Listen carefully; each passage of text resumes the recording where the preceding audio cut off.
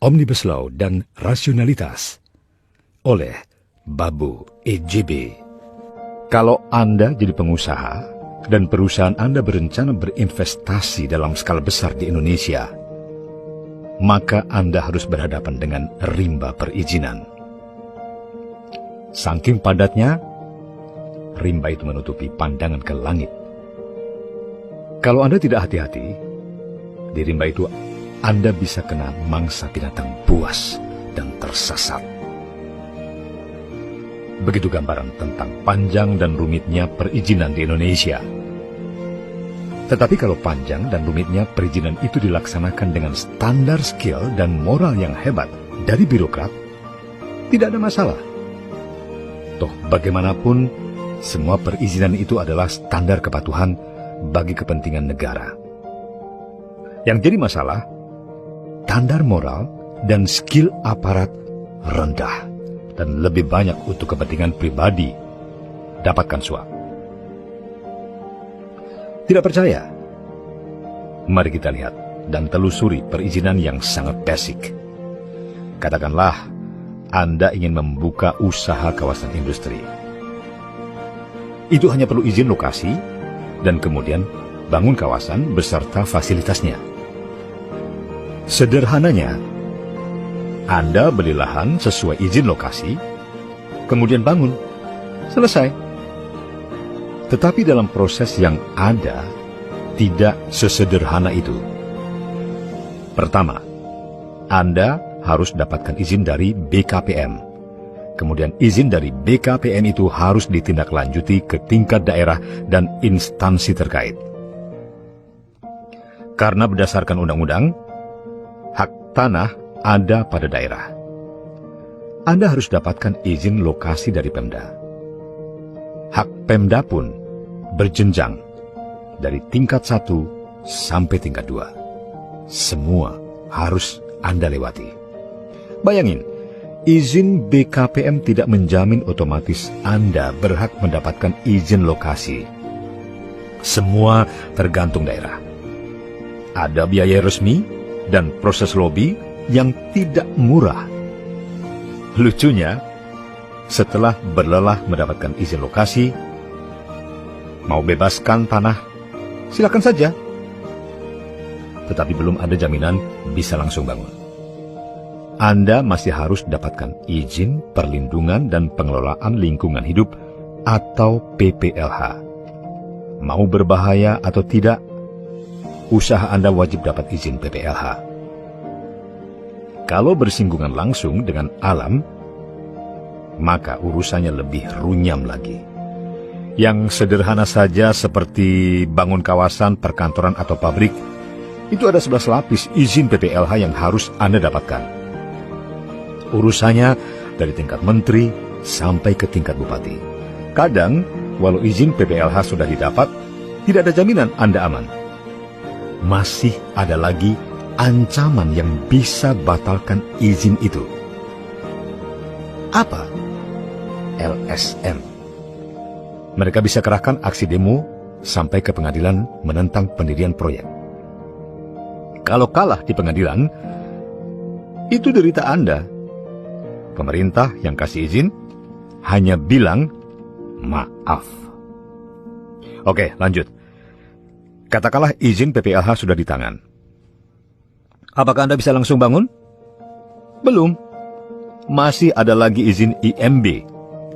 Izin ini mengharuskan Anda melampirkan desain bangunan untuk menentukan besaran biaya retribusi yang harus dibayar. Dan kalau desain dan layout dianggap tidak sesuai dengan RT RW, ya IMB tidak diberikan. Soal izin lain sudah di tangan, tidak ada pengaruhnya. Anda silakan gunakan izin yang ada, tetapi nggak boleh dirikan bangunan. Konyol? Begitulah logika perizinan. Satu sama lain saling sandera, sehingga proses perizinan adalah juga proses distribusi kekuasaan dari RT, Pemda, sampai ke menteri. Semua ada ongkosnya. Kalau semua izin sudah di tangan, dan Anda siap bekerja, ada lagi masalah. terutama kalau Anda beli mesin di luar negeri yang butuh tenaga kerja asing atau TKA untuk install mesin atau Anda bekerja sama dengan asing. Dapatkan izin bagi TKA juga tidak mudah. Anda harus mendapatkan izin tertulis dari menteri atau pejabat yang ditunjuk. Proses mendapatkan izin lumayan rumit. Anda harus mengantongi beberapa perizinan seperti rencana penggunaan tenaga kerja asing atau RPTKA, visa tinggal terbatas atau VITAS, dan izin menggunakan tenaga kerja asing atau IMTA. Bayangkan saja kalau TKA ada ratusan, betapa repotnya urus izin masing-masing mereka. Kalaupun lolos semua izin itu, belum tentu aman bagi TKA. Karena masih bisa diributin sama buruh lokal, masih bisa diributin sama aktivis atau ormas buruh. Selama ribut itu, sudah pasti proses produksi terganggu. Setelah usaha berdiri dengan mengantongi izin ini dan itu, Anda juga harus menghadapi ketentuan mengenai perburuhan. Ini sangat sensitif, karena buruh adalah juga mesin politik bagi para politisi. Jadi, kapan saja bisa meledak membuat semua izin tidak ada artinya. Kalau Anda menerima pekerja, maka Anda tidak bisa pecat buruh tanpa mereka setuju. Hebat tidak? Gimana kalau pekerjaan sudah selesai atau adanya perubahan alur produksi sehingga perlu pengurangan buruh? Itu tidak ada urusan. Mereka tidak mau diberhentikan. Anda tidak bisa pecat. Tetapi, tetap harus bayar. Kalau akhirnya sengketa di pengadilan, Anda tidak bisa atur hakim, pejabat pemerintah, serikat pekerja, dan bayar lawyer. Siap-siap saja dipanggang oleh mereka. Artinya, lagi-lagi harus keluar uang kalau ingin selamat. Belum lagi soal ketentuan UMR. Itu bisa setiap tahun naik tanpa peduli produktivitas naik atau enggak. Serikat pekerja juga berpengaruh menentukan jam kerja lembur. Jadi, Anda nggak bisa seenaknya mengatur jam lembur walau produksi mengharuskan peningkatan jam kerja. Kalau Anda pecat atau berakhir kontrak kerja, Anda harus bayar uang pesangon. Nggak mau? Siap-siap diributin serikat pekerja. Siap-siap perang di pengadilan. Hampir semua pengusaha stres dengan ulah pekerja ini. Apalagi kalau mereka bandingkan dengan China dan Vietnam. Bisnis di Indonesia itu bukan cari uang, tetapi cari masalah.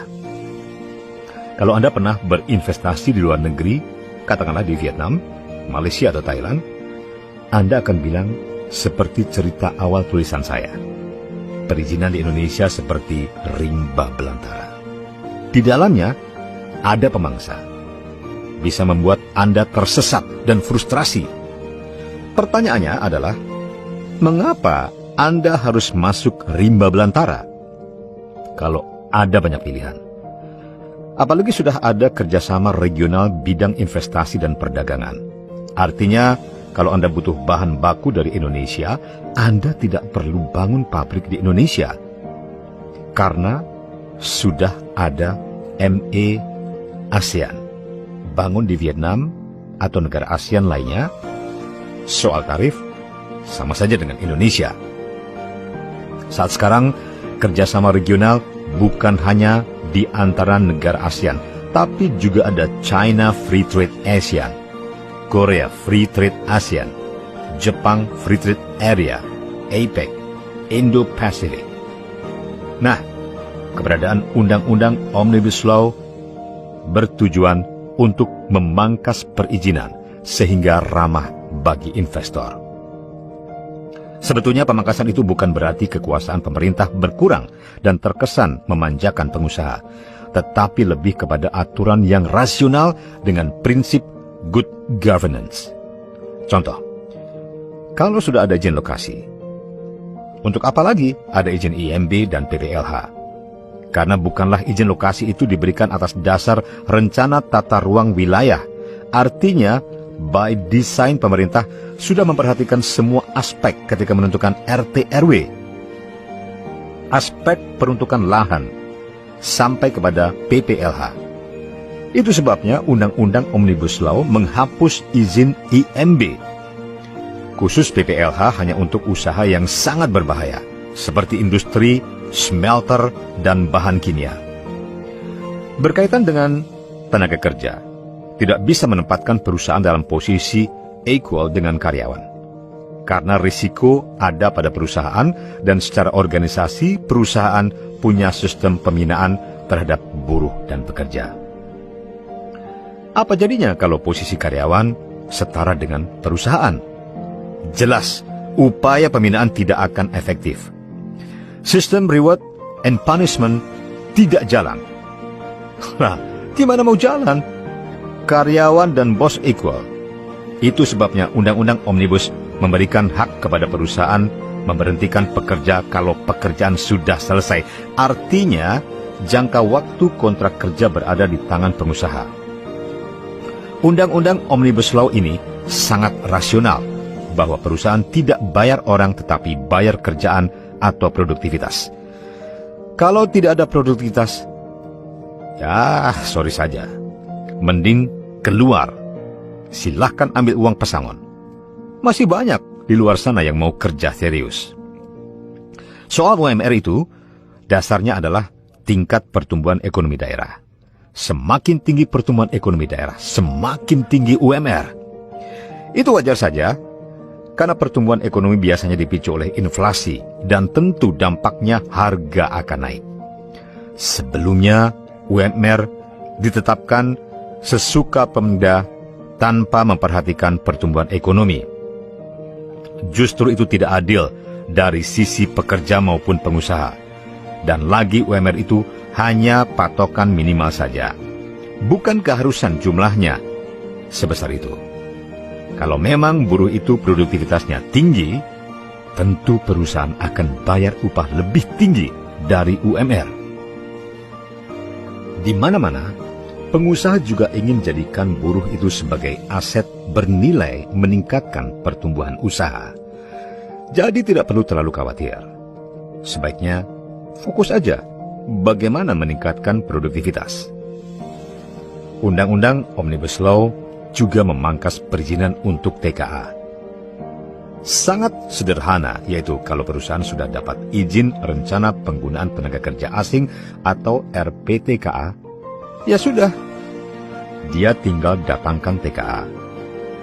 Selagi tidak melanggar RPTKA, pekerja asing nggak perlu repot lagi dapatkan berbagai izin. Mengapa? Dalam RPTKA itu sudah ada standar kepatuhan yang harus dipenuhi perusahaan seperti kriteria TKA, upah, dan lain-lain. Secara berkala, akan ada audit dari pemerintah terhadap penerapan RPTKA. Kalau mereka melanggar, izin dicabut. Menurut saya, Undang-Undang Omnibus Law ini bukan berarti Jokowi anti-demokrasi atau anti-otonomi daerah, tetapi sebagai solusi agar Indonesia berubah. Dari birokrasi menjadi meritokrasi. Dari dilayani menjadi melayani. Mengapa? Itu sebagai jawaban atas tantangan global yang semakin terbuka dan berkompetisi. Tanpa itu, sulit bagi kita mendatangkan investasi. Tanpa investasi, pertumbuhan ekonomi akan lambat dan tentu semakin besar masalah sosial dan politik yang dihadapi bangsa ini akibat pengangguran dan kemiskinan. Memang, Undang-Undang Omnibus Law ini tidak segera bisa dirasakan. Namun, langkah besar untuk perubahan pasti akan membuahkan hasil baik.